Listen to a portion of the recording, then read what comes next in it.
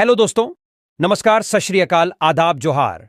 तो आज के इस वीडियो में हम जानेंगे झारखंड के सभी जिलों के तमाम छोटी बड़ी खबरों को। अगर अभी तक आपने इस चैनल को सब्सक्राइब नहीं किए हैं तो कर लीजिए हर रोज झारखंड की तमाम छोटी बड़ी खबरों को जानने के लिए। तो चलिए नजर डालते हैं आज के खबरों पर।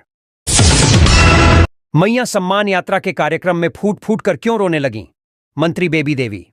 महिला बाल विकास मंत्री बेबी देवी, कृषि मंत्री दीपिका पांडेय एवं गांडेय विधायक कल्पना मुर्मू सोरेन के नेतृत्व में सोमवार को भवनाथपुर विधानसभा क्षेत्र के श्री बंशीधर नगर से मैया सम्मान यात्रा की शुरुआत की। इस क्रम में देर रात गढ़वा में रात्रि चौपाल का आयोजन किया गया। इसमें कल्पना सोरेन जब मंच पर टाइगर जगन्नाथ महतो के संघर्षों को याद कर रही थीं तो मंत्री बेबी देवी भावुक हो गईं और फूट फूट कर रोने लगीं। बेबी देवी के पास मंत्री दीपिका पांडे सिंह पहुंची और उन्हें संभाला। रात्रि चौपाल में कल्पना सोरेन ने कहा कि मैया सम्मान योजना के तहत मिलने वाले 1000 रुपए की राशि गृहिणियों का आत्मसम्मान है। जो लोग यह सोचते हैं कि महिलाएं कमजोर होती हैं, वह बेबी देवी जी को देखें। पहले यह घर संभालती थीं। आज महिलाओं के चेहरे पर जो मुस्कान है, उसकी हकदार बेबी देवी है। पहली बार किसी सरकार ने गृहिणियों के बारे में सोचा है। जब तक महिलाएं जीवित हैं, तब तक किसी न किसी योजना के साथ में जुड़ी रहेंगी। यह हेमंत सोरेन की सोच है कि राज्य की तस्वीर बदल रही है। मौके पर मंत्री दीपिका पांडेय सिंह एवं मिथिलेश ठाकुर ने भी संबोधित किया। कल्पना सोरेन की मैया सम्मान यात्रा दूसरे दिन डाल्टनगंज से शुरू। गांडेय विधायक कल्पना सोरेन की मैया सम्मान यात्रा मंगलवार को दूसरे दिन पलामू प्रमंडल में शुरू हुई। विधायक ने डाल्टनगंज स्थित मां गढ़ देवी मंदिर में पूजा अर्चना कर इस यात्रा का शुभारंभ किया। मैया सम्मान यात्रा के दूसरे दिन कल्पना सोरेन मेदिनीनगर, सतबरवा, बकोरिया, लातेहार, चंदवा, बालूमाथ, हेरहंज और पांकी में मैया सम्मान यात्रा की। इस यात्रा में बतौर मुख्य अतिथि महिला बाल विकास समाज, कल्याण मंत्री बेबी देवी, कृषि मंत्री दीपिका सिंह पांडे, पेयजल मंत्री मिथिलेश कुमार ठाकुर सहित कई लोग शामिल थे। झारखंड कैबिनेट की बैठक 27 को। कई अहम प्रस्तावों पर लग सकती है मुहर। मुख्यमंत्री हेमंत सोरेन की अध्यक्षता में झारखंड कैबिनेट की बैठक 27 सितंबर शाम 4 बजे से प्रोजेक्ट भवन में होगी। इस बैठक में कई प्रस्तावों पर मुहर लग सकती है। विधानसभा चुनाव घोषणा के पूर्व संभवतः 2-3 कैबिनेट की ही बैठक होगी। ऐसे में विधानसभा चुनाव को देखते हुए सरकार कई अहम निर्णय ले सकती है। मालूम हो कि गत सोमवार को राज्य के आंगनबाड़ी सेविका और सहायिकाओं का विशाल प्रदर्शन रांची के मोरहाबादी मैदान में हुआ था। प्रदर्शनकारियों को सरकार की ओर से वार्ता के लिए बुलाया गया था। इस वार्ता में झारखंड मुक्ति मोर्चा के विधायक सुदीव्य कुमार सोनू ने आंगनबाड़ी सेविका सहायिकाओं को आश्वासन दिया था कि 27 को कैबिनेट की बैठक के बाद आप लोगों को खुशखबरी मिलेगी। ऐसे में अनुमान लगाया जा रहा है कि सरकार राज्य भर के आंगनबाड़ी सेविका सहायिकाओं के लिए मानदेय बढ़ाने समेत कई महत्वपूर्ण फैसले ले सकती है। जेएसएलपीएस व समूह से जुड़कर महिलाएं आर्थिक उन्नति कर रही हैं। यशोदा गुप्ता। जेएसएलपीएस के तहत संचालित किरीबुरु आजीविका महिला संकुल संगठन द्वारा आदिवासी कल्याण केंद्र प्रांगण में वार्षिक आम सभा का आयोजन किया। इस कार्यक्रम का उद्घाटन डालसा के पीएलवी दिल बहादुर, ग्रामीण बैंक के शाखा प्रबंधक विजय कुमार गुप्ता, उप मुखिया सुमन मुंडू, अध्यक्ष यशोदा गुप्ता, सचिव अंजू देवी, कोषाध्यक्ष प्रतिमा सिंह, कनक मिश्रा ने संयुक्त रूप से दीप प्रज्वलित कर किया। संगठन की अध्यक्ष यशोदा गुप्ता ने कहा कि यह संगठन महिलाओं को समूह से जोड़कर आगे बढ़ाने का कार्य कर रही है। कमजोर व असुरक्षित परिवारों को विभिन्न योजनाओं से जोड़कर उन्हें लाभ दिला रही है। महिला घर से निकलकर खुद आगे नहीं आएगी तो उनकी समस्या का समाधान नहीं होगा। किरीबुरु संकुल में महिलाओं को समूह से जोड़कर आजीविका से जोड़ा जा रहा है। हर महिला को सरकारी योजना का लाभ मिले, बैंक से लोन दिलाकर रोजगार व घरेलू उद्योग से जोड़ा जा रहा है। महिलाएं बकरी, मुर्गी, बत्तख पालन, पेपर प्लेट, मूड़ी व अन्य दुकान का संचालन कर अपनी स्थिति को सुधार सकती है। जेएसएलपीएस तमाम महिलाओं को स्वावलंबी, सशक्त, आत्मनिर्भर बनाने के कार्य में लगी है। अब महिलाएं पुरुषों से कंधा मिलाकर चल रही हैं। यशोदा गुप्ता ने कहा कि महिलाओं पर हो रहे अत्याचार को रोकने के लिए रैली, जागरूकता बैठक के माध्यम से उन्हें मदद दिया जा रहा है। महिलाओं को संगठन का साल भर का आय व्यय का ब्यौरा की जानकारी पीआरपी द्वारा दिया गया। इस दौरान जेंडर सीआरपी द्वारा यौन हिंसा पर नुक्कड़ नाटक कर बताया गया कि बहन बेटियां अपने घर में भी सुरक्षित नहीं हैं। कार्यक्रम में गीता देवी, कुलदीप कौर, पूनम सिद्धू, हीरामणि बारला, इंद्रजीत गोप, सुमित्रा दास, शिला दास, पूजा कुमारी, लक्ष्मी देवी, सुनीता तिर्की, चिंतामणि, कुमुद हेम्ब्रम आदि मौजूद थी। जादूगोड़ा में परिवर्तन संकल्प यात्रा का स्वागत। झारखंड में राजनीतिक परिवर्तन को लेकर भाजपा की ओर से बेहडागोड़ा से निकली गई भाजपा परिवर्तन संकल्प यात्रा दूसरे दिन घाटशिला से चलकर जादूगोड़ा होते हुए पोटका पहुंची। यहां से यात्रा राजनगर के लिए प्रस्थान करेगी। जादूगोड़ा में इस यात्रा का जादूगोड़ा भाजपा मंडल के पूर्व अध्यक्ष दिलीप पुराण व भाजपा ग्रामीण जिला अध्यक्ष मनोज प्रताप सिंह, महिला मोर्चा नेत्री तनुश्री दत्ता ने राखा कॉपर अटल चौक पर स्वागत किया। इन नेताओं ने लोगों को परिवर्तन यात्रा के उद्देश्य से अवगत कराया। इसके पूर्व भाजपा के पूर्व प्रदेश अध्यक्ष दिनेशानंद गोस्वामी ने स्वर्गीय अटल बिहारी वाजपेयी की प्रतिमा पर माल्यार्पण कर श्रद्धांजलि दी। इस मौके पर सुनीता देवदूत, लखन मार्डी, ग्रामीण जिला अध्यक्ष चंडी चरण साव, सौरभ चक्रवर्ती समेत काफी संख्या में पार्टी कार्यकर्ता मौजूद थे। तालसा गांव के विस्थापितों ने दूसरे दिन भी टेलिंग पॉन्ड का काम किया बंद। यूसिल की तुरामड़ीह यूरेनियम प्रोजेक्ट के तालसा गांव के हजारों विस्थापितों ने नौकरी व पुनर्वास की मांग को लेकर दूसरे दिन मंगलवार को भी टेलिंग पॉन्ड जाने वाली डिस्चार्ज पाइप को लोहे के फ्लेंज से जाम कर रखा, जिससे कंपनी का प्रोसेसिंग प्लांट पूरी तरह बंद हो गया है व प्रतिदिन करोड़ों रुपए का नुकसान कंपनी को झेलना पड़ रहा है। इधर कंपनी प्रबंधन ने चेतावनी दी है कि आंदोलन ज्यादा दिन चलने पर नो वर्क नो पे लागू करना उनकी मजबूरी होगी। आंदोलन की अगुवाई कर रहे तालसा ग्राम प्रधान मांझी दुर्गा प्रसाद मुर्मू ने कहा कि उनकी मांगों पर कंपनी प्रबंध टालमटोल करती आ रही है, जिसकी वजह से आंदोलन का रास्ता अपनाना पड़ा। इधर कंपनी प्रबंधन का तर्क है कि उनकी मांगें असंवैधानिक हैं। इस मामले में दोनों पक्षों के अड़े रहने से आंदोलन लंबा चलने की संभावना से इनकार नहीं किया जा सकता। दुकान का ताला तोड़ फोन और कैश उड़ा ले गए चोर।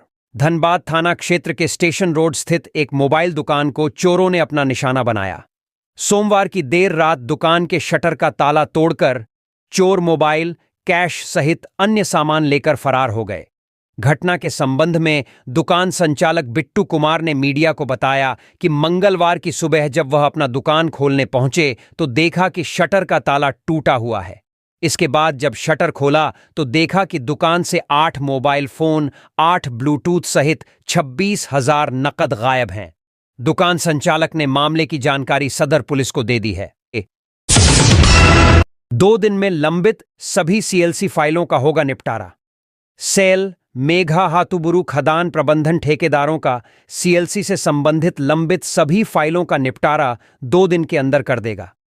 इसकी जानकारी अधिकारी सूत्रों से मिली है। मेघा हाथुबुरु प्रबंधन के प्रशासनिक व कार्मिक विभाग ने इस मामले को गंभीरता से लिया है। ठेकेदारों का लगभग 30 से अधिक फाइलें मेघा हाथुबुरु प्रबंधन के डिस्पैच विभाग में पड़ा हुआ था। अब संबंधित अधिकारी इन फाइलों को डिस्पैच विभाग से मंगाकर सीएलसी से संबंधित कार्य को जल्द पूरा करेंगे ताकि ठेकेदारों का पैसे का भुगतान हो पाए। कुछ तकनीकी कारणों व पिछले दिनों सेल, बीएसएल के प्रभारी निदेशक, खान सुरक्षा निदेशक आदि अधिकारियों का निरंतर कार्यक्रम की वजह से अधिकारियों की व्यस्तता से भी यह समस्या उत्पन्न होने की बात सामने आ रही है। मेघा हाथुबुरु के सीजीएम आरपी सेल्बम ने भी अपने अधिकारियों व ठेकेदारों के साथ बीते माह बैठक कर ठेकेदारों का सीएलसी से संबंधित फाइल को 1 सप्ताह के अंदर क्लियरेंस देने की बात कही थी और सब काम ठीक चल भी रहा था। नक्सलियों ने मनोहरपुर के मीना बाजार क्षेत्र में लगाया बैनर पोस्टर। भाकपा माओवादी नक्सलियों ने सारंडा के मनोहरपुर थाना अंतर्गत मीना बाजार क्षेत्र में बैनर व पोस्टर लगाया। मनोहरपुर पुलिस मंगलवार की अहले सुबह तमाम बैनर व पोस्टरों को हटाकर अपने साथ ले गई। उल्लेखनीय है कि भाकपा माओवादी नक्सली 21 सितंबर से 20 अक्टूबर तक पूरे एक महीने पार्टी का 20वां स्थापना दिवस मनाने तथा केंद्र की मोदी सरकार के निर्देशन में चलाए जा रहे ऑपरेशन कगार को परास्त करने के लिए जनयुद्ध को तेज करने का ऐलान किया है। इसी से संबंधित विभिन्न क्षेत्रों में चरणबद्ध पोस्टर और बैनर लगाए जा रहे हैं। भाकपा माओवादी नक्सली के कई बड़े नेता व हथियारबंद सदस्य अभी भी सारंडा जंगल के जराईकेला व छोटा नागरा सीमावर्ती थाना क्षेत्र अंतर्गत बाबूडेरा, बालीबा, होलोंगुली के बीच घने जंगलों में शरण लिए हैं। उस जंगल में नक्सलियों ने सैकड़ों स्थानों पर आईडी लगाकर रखे हैं ताकि पुलिस को उनके सुरक्षित जोन में आने से रोका जा सके। बीते दिनों इसी जंगल क्षेत्र में नक्सलियों ने आईडी विस्फोट किया था, जिसमें कोबरा का एक जवान घायल हो गया था। कांग्रेस ने घाटशिला मुख्य सड़क किया आधा घंटा जाम। घाटशिला मुख्य जर्जर सड़क बनाने की मांग को लेकर मंगलवार को कांग्रेस मनरेगा जिला अध्यक्ष तापस चटर्जी के नेतृत्व में कांग्रेस नेताओं ने घाटशिला मुख्य मार्ग को दुर्गा मिष्टान्न भंडार के समीप जाम कर दिया। जाम के दौरान कांग्रेस नेता गमछा बिछाकर सड़क पर ही सो गए। सभी जमकर नारेबाजी कर रहे थे। इस दौरान कांग्रेस नेता तापस चटर्जी ने कहा कि घाटशिला मुख्य सड़क इतनी जर्जर हो गई है कि इस पर पैदल चलना कठिन हो गया है। प्रत्येक दिन सड़क पर गिरकर बाइक सवार दुर्घटनाग्रस्त हो रही है। इसी सड़क से होकर समय समय पर सांसद एवं विधायक गुजरते हैं, लेकिन सड़क बनाने को लेकर एक बार भी पहल नहीं की। इसे लेकर आम जनता त्रस्त है। घाटशिला मुख्य शहर की सड़क गोपालपुर फाटक से लेकर यूनाइटेड बैंक तक काफी जर्जर हो गई है। कहां सड़क है और कहां गड्ढा, इसका लोगों को पता ही नहीं चल रहा है। सड़क पर गुजरने वाले लोग लगातार सरकार को कोस रहे हैं, लेकिन सड़क बनाने को लेकर जनप्रतिनिधि या पंचायत प्रतिनिधि पहल नहीं कर रहे हैं। जनता की इन्हीं परेशानियों को देखते हुए घाटशिला मुख्य सड़क को कांग्रेसियों ने जाम कर दिया था। सड़क का निर्माण जल्द नहीं होता है तो कांग्रेस उग्र आंदोलन करने को बाध्य होगी। सड़क जाम करने वालों में कन्हैया शर्मा, शेख फारूक समेत कई कांग्रेसी नेता मौजूद थे। घाटशिला से पोटका के लिए भाजपा का परिवर्तन यात्रा रथ रवाना। भाजपा का परिवर्तन यात्रा रथ मंगलवार को दाहीगोड़ा सर्कस मैदान से पोटका के लिए रवाना हुआ। रवानगी के पूर्व परिवर्तन यात्रा के कोल्हान प्रभारी डॉक्टर दिनेशानंद गोस्वामी ने प्रेस वार्ता में कहा कि परिवर्तन यात्रा में हर वर्ग के लोगों का पूरा समर्थन मिल रहा है। इतना ही नहीं, झारखंड मुक्ति मोर्चा की सरकार से नाराज कई दल के लोग भाजपा में शामिल हो रहे हैं। पिछले चुनाव में हेमंत सरकार जनता से किए गए वादे पर पूरी तरह विफल रही। ऐसी निकम्मी सरकार का परिवर्तन करना होगा। कोल्हान के सभी 14 सीट पर भाजपा फिर से परचम लहराएगी। उन्होंने कहा कि पोटका में परिवर्तन सभा को पूर्व मुख्यमंत्री अर्जुन मुंडा एवं पूर्व मुख्यमंत्री चंपाई सोरेन संबोधित करेंगे। दिनेशानंद गोस्वामी से पूछे जाने पर कि बहरागोड़ा में जितनी भीड़ थी उसकी आधी भीड़ घाटशिला में थी। मुसाबनी पहुंचते पहुंचते भीड़ काफी कम रह गई। भारी भीड़ में जनता डटी रही, पर केंद्रीय मंत्री से प्रदेश अध्यक्ष भी नहीं आए। इस पर सफाई देते हुए दिनेशानंद गोस्वामी ने कहा कि बारिश के कारण थोड़ा असर पड़ा है। मौके पर जिला अध्यक्ष चंडीचरण साव, पूर्व जिला अध्यक्ष दिनेश साव, रविशंकर सिन्हा, सुनीता देवदूत सोरेन, गीता मुर्मू, देवयानी मुर्मू, दीपक दंडपात सहित अन्य मौजूद थे। तलहा खान की बेल पर सुनवाई पूरी, फैसला सुरक्षित। जमीन घोटाले से जुड़े मनी लॉन्ड्रिंग मामले के आरोपी तलहा खान की जमानत याचिका पर रांची पीएमएलए यानी prevention of money laundering act की विशेष कोर्ट में सुनवाई हुई। ईडी और बचाव पक्ष की ओर से बहस पूरी सुनने के बाद अदालत ने बेल पर अपना फैसला सुरक्षित रख लिया है। तलहा की ओर से अधिवक्ता स्नेह सिंह और ईडी की ओर से विशेष लोक अभियोजक शिव कुमार उर्फ काका जी ने बहस की। इससे पहले तलहा खान ने बेल के लिए झारखंड हाई कोर्ट और सुप्रीम कोर्ट का दरवाजा खटखटाया था, लेकिन दोनों ही कोर्ट ने उसे बेल देने से इनकार कर चुका है। बता दें कि तलहा खान को ईडी ने 13 अप्रैल 2023 को गिरफ्तार किया था। उस पर सेना के कब्जे वाली जमीन समेत रांची के अलग अलग इलाकों में विवादित भूमि की फर्जी दस्तावेजों के आधार पर खरीद बिक्री में शामिल होने का आरोप है। लॉटरी घोटालों को लेकर झारखंड पुलिस ने आम लोगों से अपील कर सतर्क रहने को कहा है। झारखंड पुलिस ने कहा कि लॉटरी घोटालों से सावधान रहें, अपनी व्यक्तिगत जानकारी कभी भी अजनबियों के साथ साझा न करें, सतर्क रहें और धोखाधड़ी से खुद को बचाएं। गौरतलब है कि लॉटरी घोटाला ऐसी धोखाधड़ी है जिसकी शुरुआत एक ऐसे ईमेल के नोटिफिकेशन या फिर फोन कॉल से होती है जिसकी आपने कल्पना भी न की हो। इसमें बताया जाता है कि आपने लॉटरी टिकट में बड़ी राशि जीती है और इसके लिए एजेंट से उसके खास फोन नंबर या ईमेल पते पर संपर्क करने के लिए कहा जाता है, जो हकीकत में घोटालेबाज का होता है। एजेंट से संपर्क करने के बाद लॉटरी का इनाम प्राप्त करने के लिए प्रक्रिया शुल्क का भुगतान करने के लिए कहा जाता है और आप ठगी का शिकार हो जाते हैं तो दोस्तों सतर्क रहें और सुरक्षित रहें। परमिट रिन्यूअल करने के नाम पर घूस लेते कर्मचारी को एसीबी ने किया गिरफ्तार। परमिट रिन्यूअल करने के नाम पर घूस लेते कर्मचारी को एसीबी ने गिरफ्तार किया है। एसीबी हजारीबाग की टीम ने मंगलवार को कार्रवाई करते हुए हजारीबाग डीटीओ ऑफिस में लिपिक विकास कच्छप को 6,000 रुपया घूस लेते हुए पकड़ा गया। विकास मूल रूप से रांची के हिनू का रहने वाला है। इसे लेकर एसीबी ने बताया कि आवेदक राजकुमार, जो हजारीबाग का रहने वाला है, उसने आवेदन दिया कि इनका विजय बस जो देवघर रांची मार्ग पर चलता है, इसके परमिट को रिन्यूअल करने के लिए डीटीओ कार्यालय हजारीबाग में कार्यरत लिपिक विकास कच्छप ने इसके एवज में 6,000 घूस मांगा गया, जबकि बस मालिक रिश्वत देना नहीं चाहते थे, जिसके बाद इसकी शिकायत एसीबी से की। एसीबी ने कार्रवाई करते हुए लिपिक को घूस लेते हुए गिरफ्तार कर लिया।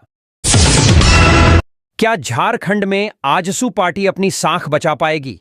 झारखंड विधानसभा की 81 सीटों पर नवंबर या दिसंबर में चुनाव होने वाले हैं, लिहाजा सभी राजनीतिक दल व गठबंधन चुनाव रणनीति में जुट गई है। इंडिया और एनडीए गठबंधन के घटक दलों के शीर्ष नेता सीट शेयरिंग को लेकर मंथन कर रहे हैं। झारखंड में एनडीए के घटक दल आजसू यानी ओएनएल झारखंड स्टूडेंट यूनियन है। 2019 के चुनाव में आजसू ने अकेले 53 सीटों पर चुनाव लड़ा, लेकिन केवल 2 सीटें ही जीत पाईं। सिल्ली निर्वाचन क्षेत्र से सुदेश महतो ने और गोमिया निर्वाचन क्षेत्र से लंबोदर महतो ने चुनाव जीता। बाद में हुए रामगढ़ उपचुनाव में आजसू को जीत मिली और सीटें बढ़कर 3 हो गईं। 2014 का विधानसभा चुनाव आजसू और बीजेपी ने साथ मिलकर लड़ा था, उसका फायदा उन्हें मिला। भाजपा ने 37 और आजसू पार्टी ने 5 सीटें जीतीं।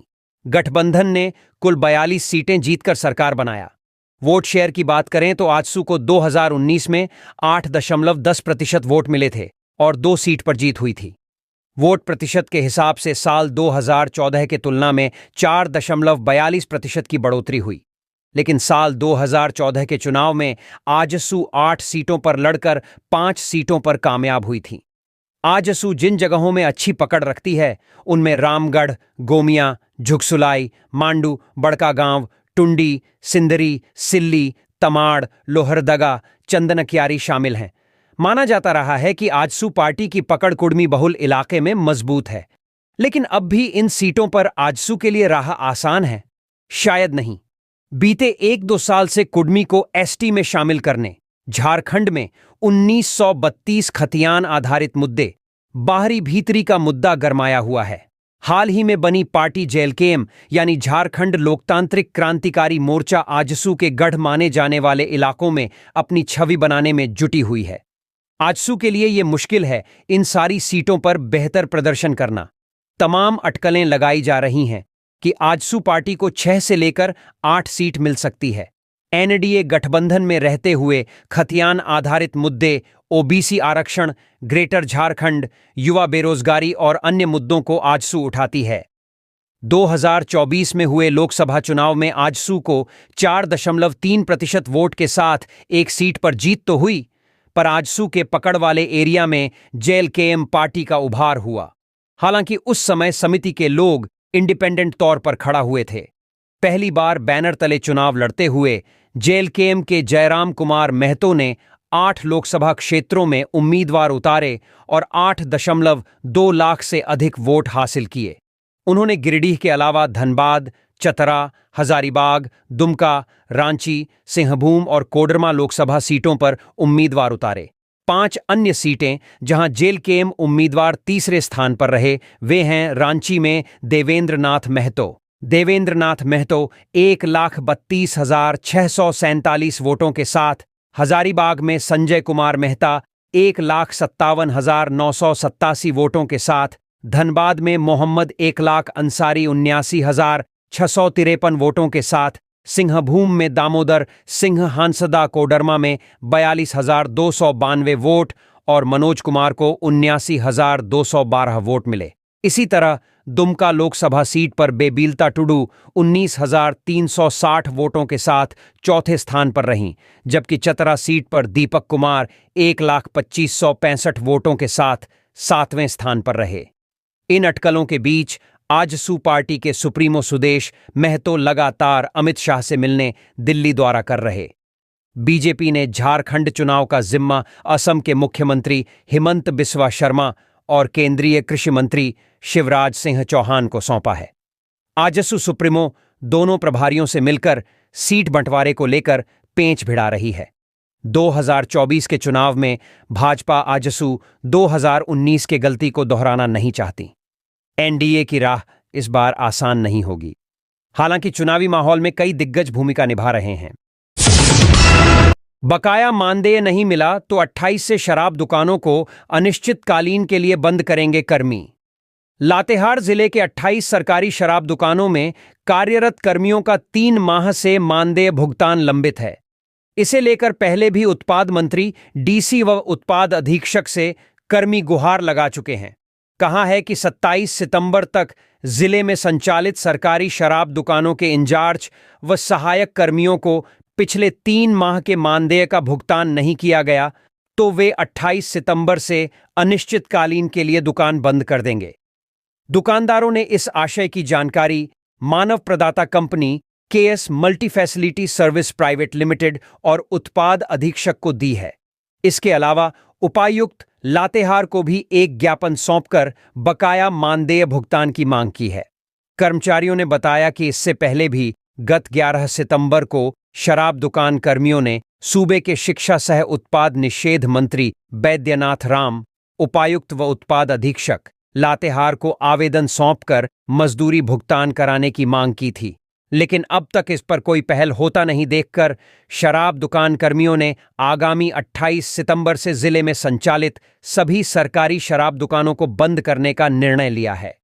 शराब दुकान कर्मचारियों ने बताया कि जिले के 28 सरकारी शराब दुकानों में कार्यरत इंचार्ज और सहायक कर्मियों का जून, जुलाई व अगस्त का मानदेय का भुगतान लंबित है। कंपनी के जिला समन्वयक नागेंद्र कुमार, फील्ड ऑफिसर गूंजन सिंह व ऑडिटर अक्षित कुमार से वेतन के भुगतान की मांग करने पर वे हमेशा टाल मटोल करते हैं और कोई संतोषजनक जवाब नहीं देते हैं। मानदेय भुगतान नहीं होने से 28 दुकानों के 90 कर्मियों के सक्षम भुखमरी की स्थिति उत्पन्न हो गई है। ज्ञापन देने वालों में मुख्य रूप से चेतन कुमार, आयुष कुमार, शशिभूषण कुमार, सतीश कुमार, महादेव प्रसाद, विक्रम कुमार, अजीत कुमार, वीरेंद्र प्रसाद, अनूप प्रसाद, नागेंद्र प्रसाद, राजेश प्रसाद, संजय प्रसाद, अभिषेक कुमार, शशि कुमार, सूरज कुमार गुप्ता आदि का नाम शामिल है। बिरहौर जनजाति को शुद्ध पानी उपलब्ध कराए सरकार, महेंद्र जामुदा। चाईबासा मनोहरपुर विधानसभा के गुदड़ी प्रखंड के ब्रूगुलकेरा पंचायत के लोडाई बिरहौर कॉलोनी में कई महीनों से 3 जलमीनार खराब है। जनप्रतिनिधि एवं सरकारी प्रतिनिधि भी ध्यान नहीं दे रहे हैं। सभी लोग इसी रास्ते से प्रखंड कार्यालय आना जाना करते हैं, लेकिन केंद्र सरकार और राज्य सरकार बिरहौर जनजातियों को संरक्षित करने में लगी हुई है, उन्हें सारी सुविधाएं उपलब्ध करा रही है। वहीं इस क्षेत्र में उन लोगों के साथ भेदभाव किया जा रहा है। यह बातें मंगलवार को झारखंड पार्टी के केंद्रीय सचिव सह अधिवक्ता महेंद्र जामुदा ने कहीं। उन्होंने कहा कि इसकी लिखित सूचना पश्चिमी सिंहभूम के उपायुक्त को देंगे क्योंकि 52 बिरहौर परिवार यहां रहते हैं और 4 जलमीनार है। इसमें से 3 खराब है और सरकार द्वारा चलाई जा रही जल नल योजना जो 2 जलमीनार से चल रही है वह भी खराब है। उन्हें शुद्ध पानी लेने में बहुत दिक्कतों का सामना करना पड़ रहा है क्योंकि एक जलमीनार ठीक है। वहां के लोग उन लोगों को पानी नहीं लेने दे रहे हैं। उनका कहना है कि अपना जलमीनार बनाओ फिर वहां से ही पानी लो। 3 जलमीनार जो खराब हैं वह रास्ते के एक तरफ है और जो एक जलमीनार ठीक है वह रास्ते के दूसरी ओर है। बाकी बिरहौर परिवार 500 मीटर की दूरी पर स्थित गंजू टोली के जलमीनार से शुद्ध पानी ले रहे हैं। मौके पर समाज सेवी रमेश लुगुन, भगवत महाली, रॉबर्ट पूर्ति, रानी बिरहौर, चुड़ामानी बिरहौर, टूनी बिरहौर, तारा बिरहौर, प्यारी बिरहौर, लोकाफुल बिरहौर, सोमबारी बिरहौर, रुईबारी बिरहौर आदिगण महिलाएं उपस्थित थे। राज्यपाल पहुंचे धनबाद। राज्यपाल संतोष गंगवार मंगलवार की दोपहर दुमका से रांची जाने के क्रम में धनबाद पहुंचे। राज्यपाल को सर्किट हाउस में जिला प्रशासन द्वारा गार्ड ऑफ ऑनर दिया गया। उनके सर्किट हाउस पहुंचने पर उप विकास आयुक्त सादात अनवर, वन प्रमंडल पदाधिकारी विकास पालीवाल, नगर आयुक्त रविराज शर्मा, सिटी एसपी अजीत कुमार ने पुष्पगुच्छ देकर उनका स्वागत किया। कुछ देर सर्किट हाउस में विश्राम करने के बाद राज्यपाल रांची के लिए प्रस्थान कर गए। मौके पर ADM law and order Hema Prasad, SDO Rajesh Kumar, जिला परिवहन पदाधिकारी Diwakar C Dwivedi, DSP headquarter Vanshankar Kamti, DSP law and order Deepak Kumar, निदेशक DRDA Rajeev Ranjan, DSP traffic Arvind Kumar, जिला आपूर्ति पदाधिकारी प्रदीप कुमार शुक्ला, एनडीसी दीपक कुमार दुबे, विनोद बिहारी महतो कोयलांचल यूनिवर्सिटी के कुलपति राम कुमार सिंह, अंचल अधिकारी पुटकी विकास आनंद, कार्यपालक दंडाधिकारी नारायण राम सहित अन्य पदाधिकारी मौजूद थे। Giridih premier league cricket night को लेकर निकला भव्य road show. Giridih premier league यानी जीपीएल क्रिकेट नाइट टूर्नामेंट के आयोजन को लेकर झंडा मैदान में मिलन समारोह का भव्य आयोजन किया गया। इस अवसर पर शहरी क्षेत्र में रोड शो भी किया गया। इसमें सभी 8 टीमों के कप्तान, खिलाड़ी और फ्रेंचाइजी के सदस्य उपस्थित थे। गिरिडीह सांसद के प्रतिनिधि और आजसू जिला अध्यक्ष गुड्डू यादव ने बताया कि 29 और 30 सितंबर को 2 दिवसीय Giridih premier league cricket night tournament का आयोजन झंडा मैदान में होगा। इसमें कुल 8 टीमें हिस्सा लेंगी। समारोह के दौरान रोड शो के माध्यम से जीपीएल के बारे में विस्तृत जानकारी दी गई। इस मौके पर गुड्डू यादव ने मोशाहबाज अहमद कादरी उर्फ चंदन को गिरिडीह सांसद चंद्र प्रकाश चौधरी के निर्देशानुसार अल्पसंख्यक सांसद प्रतिनिधि नियुक्त करने की घोषणा भी की। समारोह में गुड्डू यादव, सेक्रेटरी मोहम्मद इरशाद, आलोक रंजन, रविराज, अल्पसंख्यक सांसद प्रतिनिधि शाहबाज अहमद कादरी, बाबू बंगाली, विशाल, मुकुल, रंजीत, पिंटू जलन, रश सरदार, साहिल एघरा, अनीशा सिन्हा, गोलू, अविनाश यादव सहित कई सदस्य उपस्थित थे। Rotary Club of Giridih couple ने लगाया निशुल्क चिकित्सा शिविर। Saint John Bitto school Mahesh Munda में Rotary Club of Giridih couple ने सोमवार को निशुल्क चिकित्सा शिविर लगाया। इस शिविर में स्कूल के बच्चों के दांतों की जांच डॉक्टर शीतल गौरी सरिया और डॉक्टर सुमन कुमार ने किया। वहीं नेत्र जांच नवजीवन नर्सिंग होम की टीम ने की। शिविर के दौरान बच्चों को स्वास्थ्य और जीवन शैली के महत्व पर आधारित एक प्रेरणादायक भाषण एक चम्मच कम 4 कदम आगे राखी कोहली और शीतल गौरी सरिया ने दिया। इस भाषण ने बच्चों को स्वस्थ जीवन शैली अपनाने के लिए प्रेरित किया। इसके अतिरिक्त नवजीवन नर्सिंग होम के सिपाका आईसीयू द्वारा बच्चों को बेसिक लाइफ सपोर्ट यानी बीएलएस के बारे में महत्वपूर्ण जानकारी दी गई, जिससे उन्हें आपातकालीन स्थितियों में जीवन रक्षक तकनीकों का ज्ञान हुआ। शिविर के आयोजन से बच्चों में स्वास्थ्य के प्रति जागरूकता और आत्मरक्षा के प्रति समझ बढ़ी।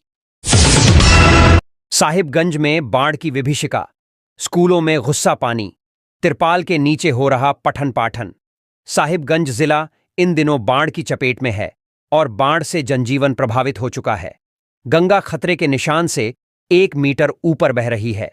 वहीं सदर प्रखंड की किशन प्रसाद, पंचायत स्थित राजकीय मध्य विद्यालय परिसर में बाढ़ का पानी प्रवेश कर गया है। हालत यह है कि स्कूल में कमर तक पानी जमा हो गया है। इस कारण बच्चों की पढ़ाई भी प्रभावित हो रही है। विद्यालय के शिक्षक ने स्कूल में ताला लगाकर स्कूल का सारा सामान सुरक्षित बाहर निकाल लिया गया है। वहीं स्कूल के बच्चों का ज्यादा नुकसान न हो, इसलिए गांव में पूर्व मुखिया के घर की छत पर तिरपाल डालकर बच्चों को पढ़ाया जा रहा है। ऐसे में बच्चों की पढ़ाई तो प्रभावित नहीं हो रही है, लेकिन बच्चों को मध्याह्न भोजन नहीं मिल पा रहा है। वहीं तेज धूप निकलने के कारण तिरपाल में बैठने में बच्चों को परेशानी हो रही है। मंगलवार से को स्कूल पूरी तरह बंद कर दिया है। बता दें कि साहिबगंज में बाढ़ की चपेट में दर्जनों स्कूल और आंगनबाड़ी केंद्र आ गए हैं। सदर प्रखंड के नव प्राथमिक विद्यालय गोपालपुल सिंहा टोला में भी बाढ़ का पानी घुस जाने से 1 माह से स्कूल बंद है। यहां के बच्चों को पंचायत के उत्क्रमित मध्य विद्यालय शोभनपुर भट्ठा में पढ़ाया जा रहा है। हालांकि इस स्कूल के भी ग्राउंड फ्लोर में बाढ़ का पानी घुस गया है। इस कारण से स्कूल के प्रथम तल पर पठन पाठन कराया जा रहा है। वहीं शोभनपुर भट्ठा का सुखराज टोला गांव भी बाढ़ की चपेट में आ गया है। यहां आंगनबाड़ी केंद्र में पानी प्रवेश कर जाने की वजह से केंद्र को बंद कर दिया गया है। इस तरह कई स्कूलों में बाढ़ का पानी घुस गया है। इस संबंध में किशन प्रसाद मध्य विद्यालय के प्रभारी प्रधानाध्यापक राजीव रंजन ने बताया कि विद्यालय सड़क से नीचे काफी गड्ढे में है। इस कारण से हर साल बाढ़ आने से स्कूल में पानी घुस जाता है। उन्होंने बताया कि शुक्रवार को छुट्टी होने के बाद विद्यालय परिसर में बाढ़ प्रवेश कर गया। इस कारण मंगलवार को विद्यालय में ताला लगा दिया गया है। बच्चों को वैकल्पिक व्यवस्था के तहत दूसरे स्थान पर पढ़ाया जा रहा है। उन्होंने बताया कि स्कूल भवन भी जर्जर हो चुका है, इसलिए दर्जनों बार स्कूल को नए सिरे से बनवाने के लिए प्रशासन को आवेदन दिया गया है, लेकिन आज तक कोई पहल नहीं हुई है। किसी तरह बच्चों को शिक्षा दी जा रही है। वहीं इस संबंध में साहिबगंज के डीसी हेमंत सती ने कहा कि कर्मचारियों को बाढ़ का जायजा लेने का निर्देश दिया गया है। जो भी समस्या होगी तत्काल निदान किया जाएगा। उन्होंने कहा कि गंगा के जलस्तर पर नजर बनाए हुए हैं। हालांकि पिछले 2 दिनों से जलस्तर में थोड़ी कमी हुई है। पतरातू में हाथियों के झुंड से दहशत में लोग, ग्रामीणों ने वन विभाग पर लगाया आरोप। रामगढ़ जिले के पतरातू थाना क्षेत्र के तालाटांड पलानी में 23 जंगली हाथियों का झुंड देखने को मिला है, जिसके बाद से क्षेत्र के लोगों में काफी दहशत बना हुआ है। वहीं हाथी को देखने और उसके साथ सेल्फी लेने के लिए कुछ लोग हाथी के नजदीक जा रहे थे। बताया जा रहा है कि हाथियों का झुंड रांची जिले के बुढ़मू में डेरा डाले हुए था, जो जंगल के रास्ते पलानी तालाटांड में हाथियों का झुंड पहुंच गया। हाथियों के झुंड में 3 बच्चे के साथ 19 बड़े हाथी और हथिनी शामिल है। ग्रामीणों का कहना है कि हाथियों का झुंड जंगल के पास खेतों में घुसकर धान खा जा रहा है, साथ ही आसपास की फसलों को भी बर्बाद कर रहा है। हाथी ग्रामीण इलाके या शहर की ओर न आए, इसके लिए ग्रामीणों द्वारा खुद इंतजाम किया जा रहा है कि हाथियों को सेफ रूट से उनके रास्ते में कोई रुकावट न आए, इसका भी प्रयास किया जा रहा है। हाथियों का झुंड उरांव टोला और तिरिलबेड़ा पहाड़ी की ओर बढ़ रहा है, जिसकी सूचना वन विभाग की टीम को दे दी गई है, लेकिन अभी तक रेस्क्यू टीम नहीं पहुंची है। हालांकि कुछ देर बाद पतरातू पुलिस गांव पहुंची और लोगों को हाथियों के नजदीक नहीं जाने का आग्रह किया। साथ ही हाथी शहर की ओर या किसी भी गांव की ओर न जाए, इसको लेकर इंतजाम किया जा रहा है। विधानसभा चुनाव को लेकर देवघर कांग्रेस कमेटी की बैठक। इन सीटों पर चुनाव लड़ने की जताई इच्छा। झारखंड में होने वाले विधानसभा चुनाव को लेकर सभी राजनीतिक दलों के नेताओं के द्वारा मैराथन बैठक की जा रही है। सभी राजनीतिक दल के नेता अपने अपने जिलों के कार्यकर्ताओं के साथ बैठक कर विधानसभा क्षेत्रों में चुनाव लड़ने की तैयारी करते दिख रहे हैं। इसी के मद्देनजर देवघर जिले के कांग्रेस कमेटी के द्वारा एक अहम बैठक की गई, जिसकी अध्यक्षता देवघर जिला के जिला अध्यक्ष प्रोफेसर उदय प्रकाश सिंह ने की। बैठक में कांग्रेस प्रदेश कमेटी की तरफ से नियुक्त किए गए पर्यवेक्षक रविंद्र झा भी मौजूद रहे। इस दौरान जिला अध्यक्ष प्रोफेसर उदय प्रकाश सिंह ने पर्यवेक्षक रविंद्र झा को देवघर जिले की राजनीतिक परिस्थितियों के बारे में बताया, साथ ही जिले के राजनीतिक हालात से भी अवगत कराया।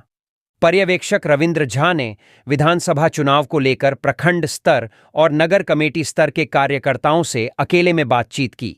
दिन भर की हुई बैठक के बाद सभी कार्यकर्ताओं को संबोधित करते हुए पर्यवेक्षक रविंद्र झा ने कहा कि उन्होंने जितनी भी जानकारी जिला कमेटी से ली है उसे वह बेहतर तरीके से आला कमान के सामने रखेंगे। इसके बाद जो भी निर्णय आला कमान द्वारा लिया जाएगा उस हिसाब से कार्यकर्ताओं को उनकी जिम्मेदारी दी जाएगी।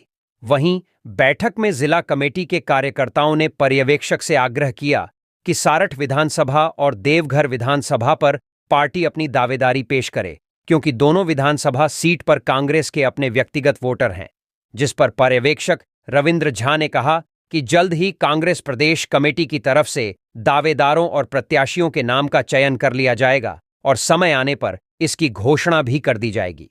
मालूम हो कि भारत के मुख्य चुनाव आयुक्त राजीव कुमार के नेतृत्व में चुनाव आयोग की टीम रांची पहुंची हुई है, जहां पर सभी राजनीतिक दलों के नेताओं के साथ बातचीत की गई।